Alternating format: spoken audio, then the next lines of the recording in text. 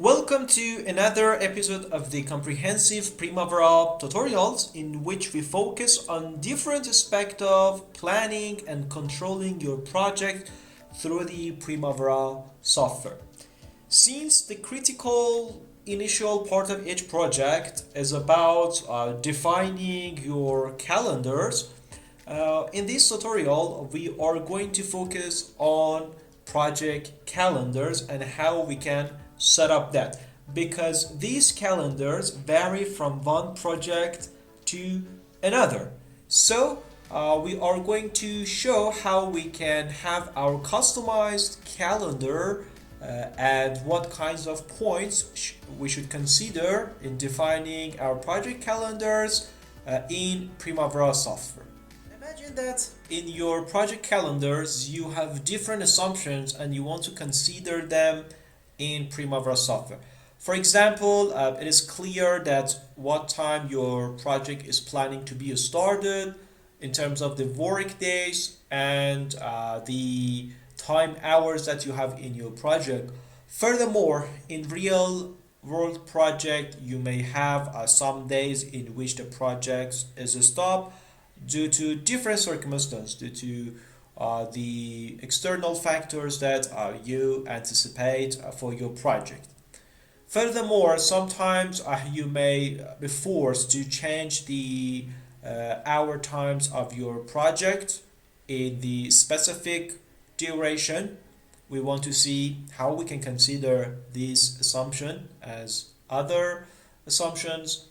We conclude finally, maybe a specific duration your project will be stopped, for example, for the Christmas holidays.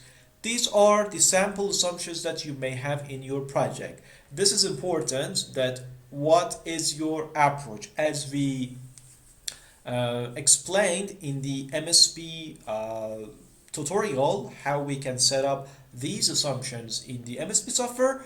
Similarly, in this tutorial, we are going to focus on applying these assumptions in Primavera as easy as possible. Let's go through the Primavera software and see how we can manipulate the default calendar of this software in order to convert it to the suitable calendar for our project. So the calendar part of the Primavera software is located in the Enterprise tab and here in the calendars icon.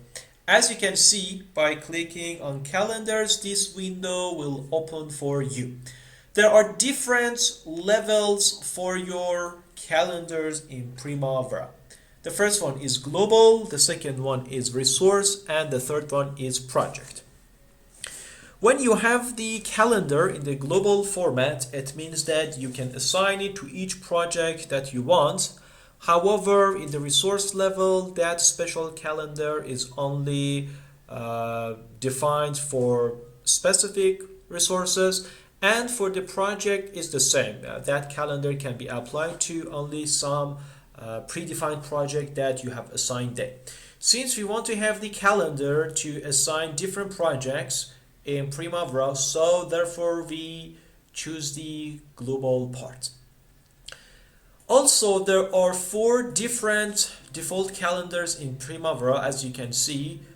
Maybe your calendars be suitable based on one of these calendars. In that situation, you do not need to add the new calendars. However, in most projects, because of different situations that you are working with that and some anticipated planning, you may want to have your customized calendar. Therefore, we want to cover the comprehensive tutorial and we want to teach you to handle and use this software in different situations. So, in order to add and make a new calendar, you should click on the add button here, and after that, as you can see, in the first step you have to make a copy from one of those 4 default calendars that you have in Primavera. Since we have the 5-day work week, it would be similar to this one. So I choose this one as a base form of my calendar. Then here I change the name of my calendar to, for example, customized cal. As you can see, now we have the customized cal here, and then I click on the default in order to make as the default calendar for my global view. In the next step, I want to make some modification in my calendars. Therefore, to do that, I have to come in the modify format, and by clicking that, this is the window that you can see in your calendar. You have the calendar here, and based on that you have some standard, non-work, and exception, and of course you can see the detail in terms of the work hours and other parts that you have in your calendars. We had four assumptions as we talked about. The first assumption was about the starting time of our project. In this window, we are not assigning the starting time of our project, since this is the feature-based attribute for our project. Therefore, we will assign the starting time of our project in other parts in a few minutes later. Another assumption was about the work days. As it was stated, we have the 5 work days. Friday and Saturday are off. You can see here that in the default calendar, the Sunday and Saturday are considered as the off days. However, in our project, the Saturday and Friday were off day. Therefore, we need to change the work week that we have. As you can see here, the Sunday is off because it has the 0 hours of working. However, the Monday, Tuesday, Wednesday up to Friday owns the 8 hours. In order to modify it to the appropriate calendars which we are looking for, I should actually put the Sunday as a work days. Therefore, I click on 8 and put the Friday as the off days. By clicking on OK, as you can see, your calendar changed based on the assumptions that you have for work hours. In the next step, I want to talk about the off days which we had. It was stated that 2 days in November 2022 are off in our project. Therefore, I should come here and put the second and the third day as the non-working day. I keep the control key of my keyboard, then select those 2 days, and here I put them as the non-work day. As you can see, as I come onto these cells, the work hours would be changed to 0, and when I come to the working days, it would change to 8, which is the indication of the working days.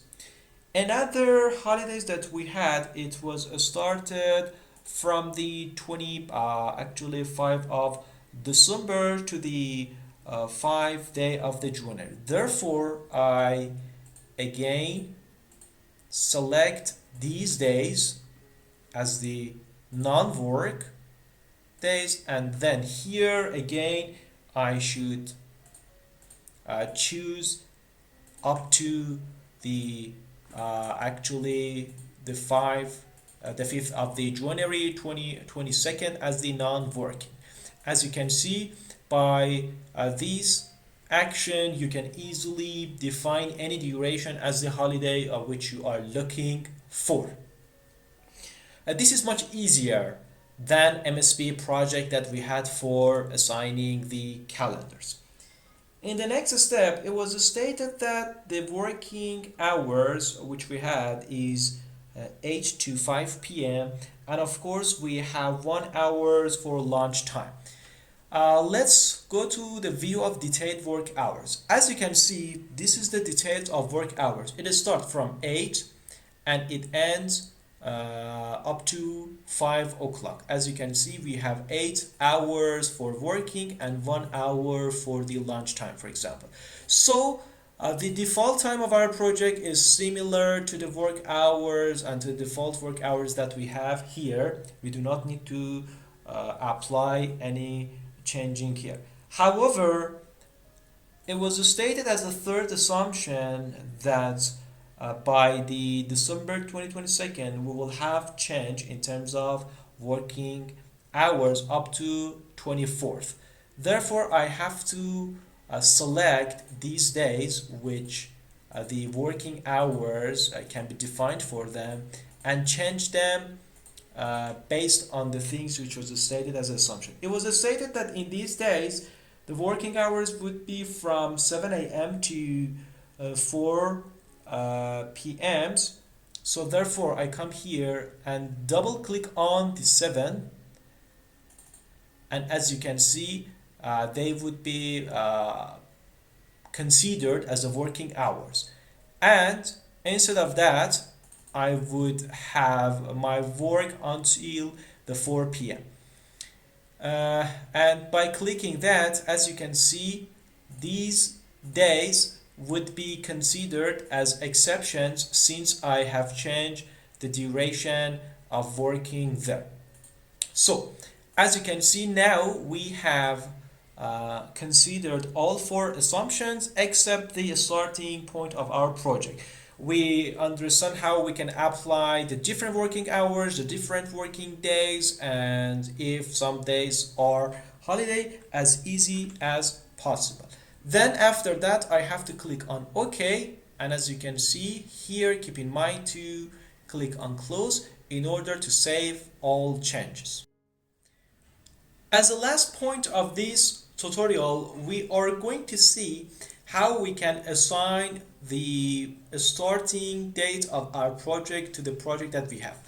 In previous tutorial, you learn how you can define your project based on the enterprise structure.